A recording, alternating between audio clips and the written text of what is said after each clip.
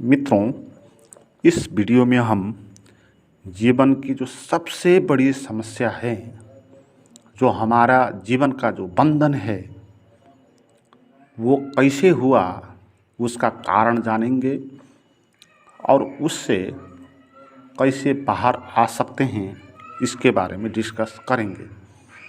तो बहुत गहरा और महत्वपूर्ण डिस्कशन होगा।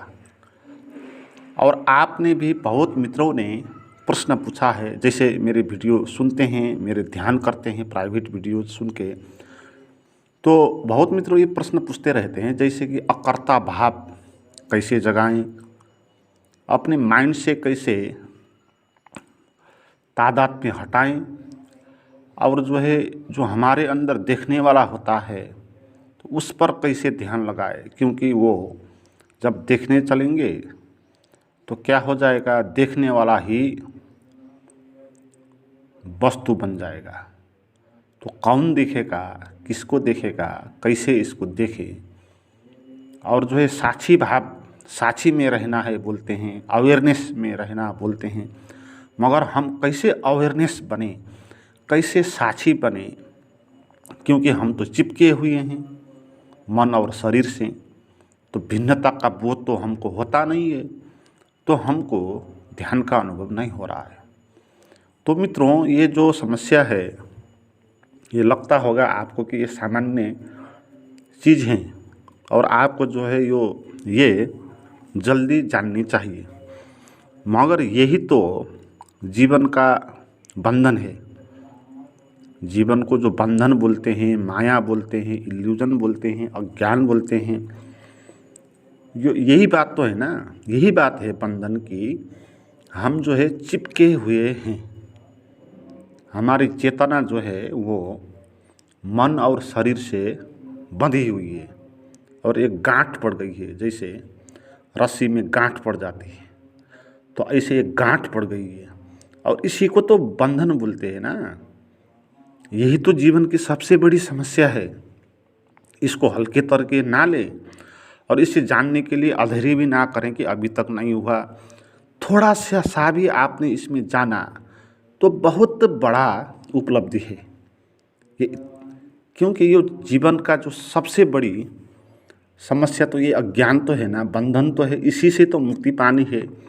तो इससे मुक्ति पाने के लिए आपको समझदारी पूर्वक चलना होगा, चीज़ों को अच्छे से समझना होगा, और उसमें साधना भी करना होगा और धैर्य बनाना होगा। जल्दी नहीं करना, इसमें बहुत बड़ी बात है। थोड़ा सा भी आपने समझ लिया तो भी आपने बहुत समझ लिया, इसमें बहुत बड़ी बात हो गई ये बात है। और मैं बोल रहा था कि जो हमारा चेतना है वो शरीर और मन में बंध गया, उसमें चिपक गया, और ये हो गया जैसे रस्सी में गांठ पड़ता है, ऐसे गांठ पड़ गया हमारे अंदर, वो ग्रंथि बन गई, वो कॉम्प्लेक्स हो गया। तो वही ग्रंथि जो बनी वही हमारी बंधन है, और हमको उस ग्रंथि को फुकाना है, उसको सुलझाना है। तो सुलझाने के लिए क्या करें कि पहले जानें कि वो गांठ कैसे पड़ी, वो जानना बड़ी बात है। क्योंकि ये जो समस्या है ये अज्ञान के कारण पैदा हुई है। हमारा ये अज्ञान है कि हमने मान लिया कि मैं ये शरीर हूँ और ये जो मन हूँ, है ना, मैं शरीर हूँ, शरीर हूँ, शरीर हूँ, ऐसे बोलते हैं हम लगातार। तो इससे हम शरीर ही हो गए और हमारी चेतना शरीर में बंध गई। तो इसको कैसे खोलना है? तो ज्ञान के कारण, क्योंकि अज्ञान के कारण ये समस्या पैदा हुई ना। जो चीज़ जिस कारण से पैदा होगी तो उसका उपचार भी उसी कारण से होगा। अज्ञान से हुआ है तो ज्ञान से होगा। इसलिए ज्ञान को बोलते हैं बंधन को मुक्ति करने का साधन। इसलिए गुरु को बोलते हैं अंधकार को नष्ट करने वाला पुरुष। तो ज्ञान, कैसा ज्ञान आपको जानना है, मैं वो इसमें आपको बताऊंगा।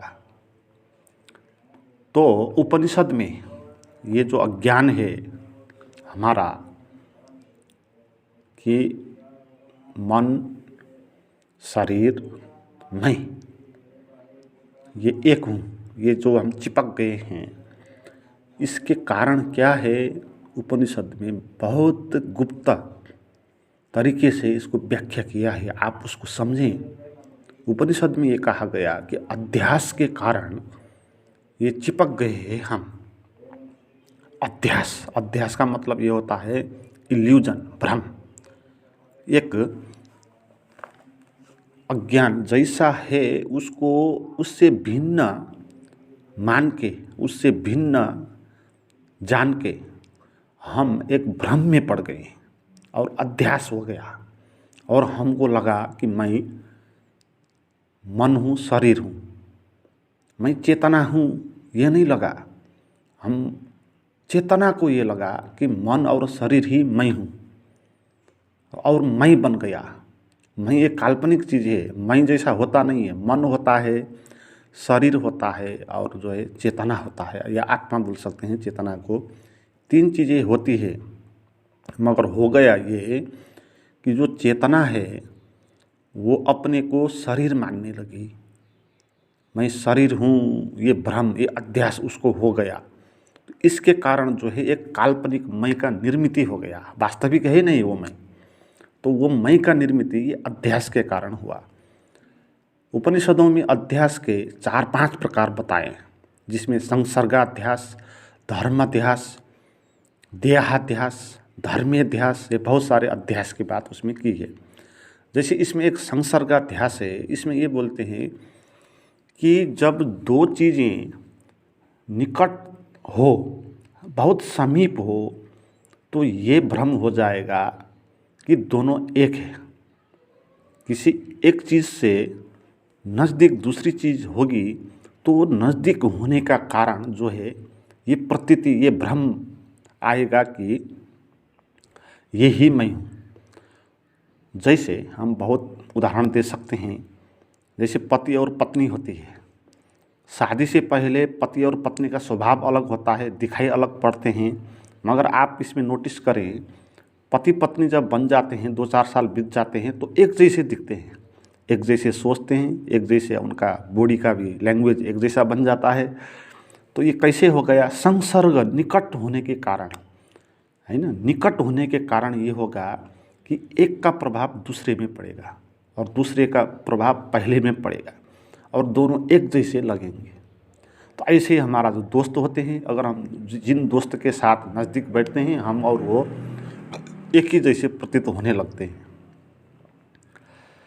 मैंने एक चिड़िया के बारे में सुना है जो अपने बच्चे पैदा नहीं करती, किसी दूसरी चिड़िया का बच्चा जो है चुरा के लाती और जो है उसके अपने समीप उसको रखती। वो एक पेड़ के अंदर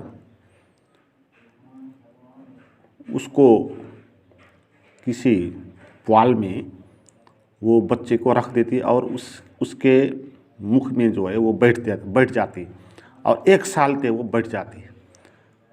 तो ऐसे बैठ के वो चिड़िया का जो बच्चा है वो भी उसी चिड़िया जैसा हो जाता है ना। तो संसर्ग के कारण वो भी वैसा ही बन जाता है। तो ये हमारे इसमें क्या हुआ कि हमारे चेतना के नज़दीक, सबसे नज़दीक की चीज़ क्या है? शरीर है और मन है। तो इतना निकटता है। तो इतना निकटता के कारण चेतना को ये लगने लगा कि मैं यही हूँ, है ना। जैसे पति और पत्नी नज़दीक होते हैं और एक जैसे लगते हैं, जैसे चिड़िया वो बच्चे को अपने जैसा बना देती है, तो ऐसे ही चेतना मन और शरीर के नज़दीक होने के कारण चेतना को ये भ्रम पड़ता है कि ये ही मैं हूँ। शरीर हमारे सबसे निकट की चीज़ है। जितनी चीज़ें हमारे से दूर होती है उतना ही हमारा तादात्म्यता कम होता है। जितनी चीज़ नज़दीक होती है उसको हम अपना मान लेते हैं। जैसे घर के सदस्य हैं, माँ बाप, तो इनको हम अपना मान लेते हैं। उससे नज़दीक जैसे पत्नी है, बच्चे हैं, तो उनको और ज़्यादा अपना मान लेते हैं। उससे नज़दीक जो हमारा शरीर है उसको ही हम मैं मान लेते हैं। तो जो चीज़ हमारे निकट होगी हमको ये भ्रम होगा कि यही मैं हूँ।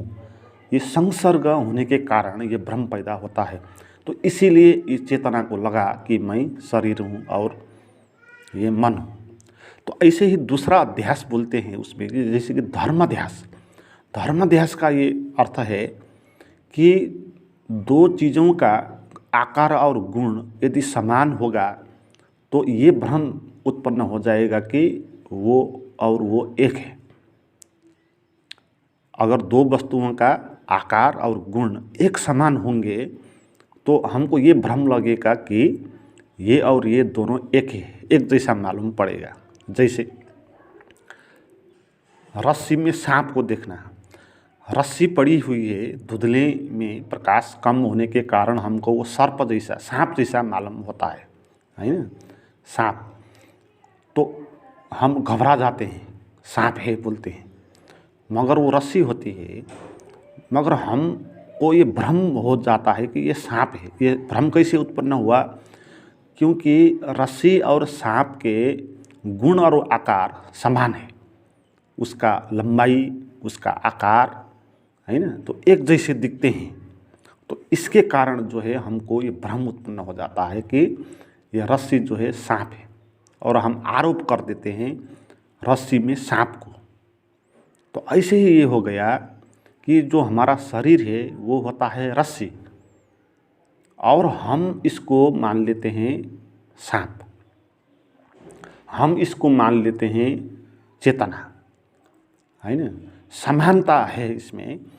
क्या समानता है कि जैसे हमारा शरीर है, हाथ है, पैर है, दिमाग है, मन है, मन विचार करता है और इंटेलेक्ट हो, उसमें बौद्धिकता होती है, और उसमें ज्ञान भी होता है, उसमें बुद्धि भी होती है, विवेक भी होता है। तो चेतना में भी ये होता है, उसमें भी नॉलेज होता है, बोध होता है। तो हमको ये भ्रम हो जाता है कि वो जो मन का जो इंटेलेक्ट है, मन की जो बौद्धिकता है, यही चेतना है, हमको ये लगता है।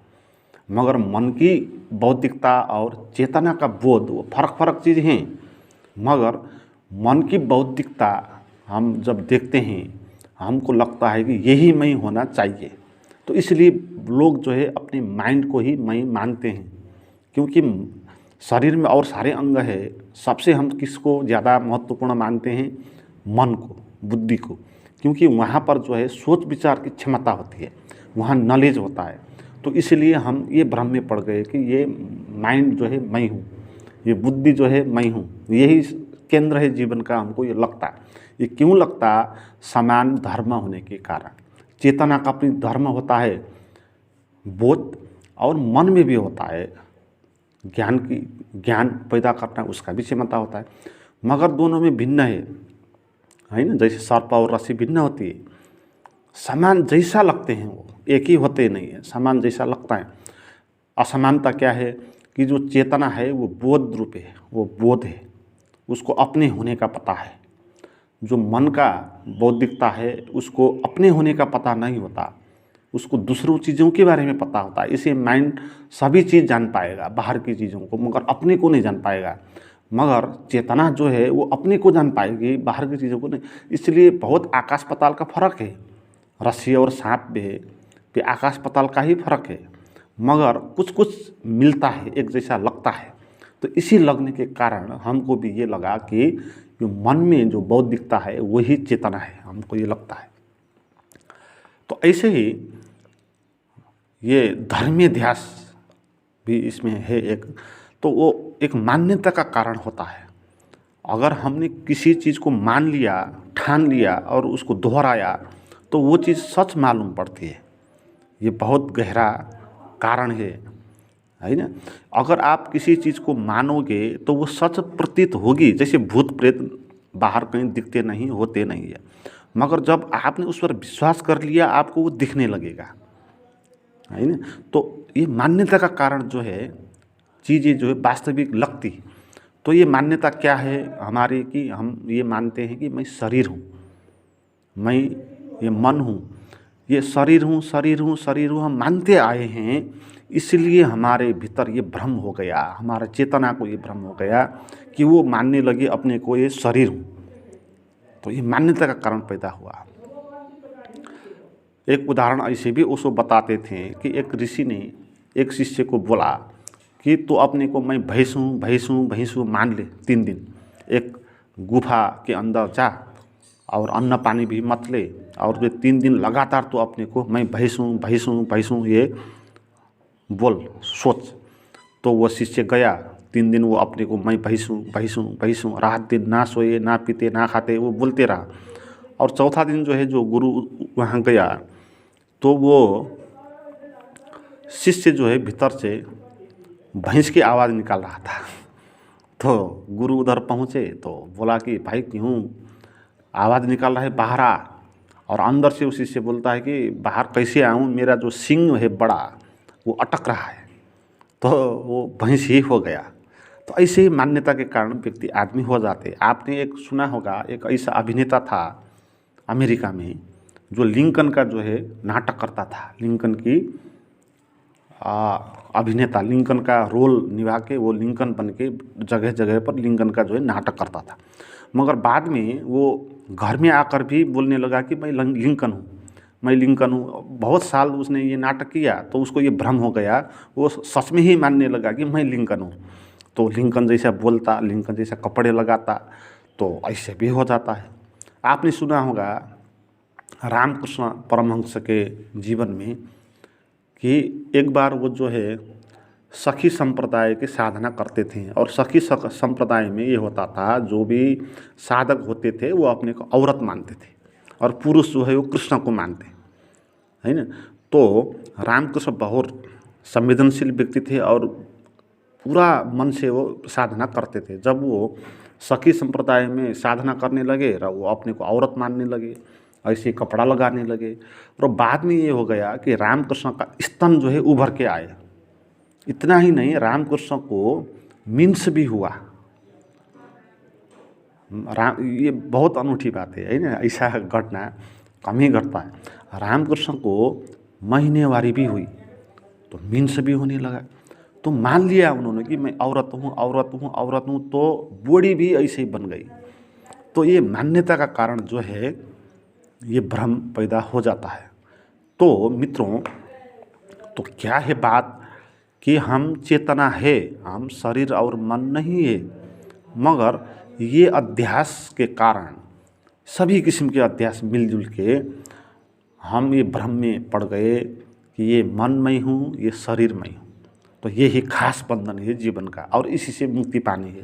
धैर्य करना है, बहुत समय लंबा लगेगा, प्रतीक्षा करनी है और जानना है। और पाना नहीं है, जानना है।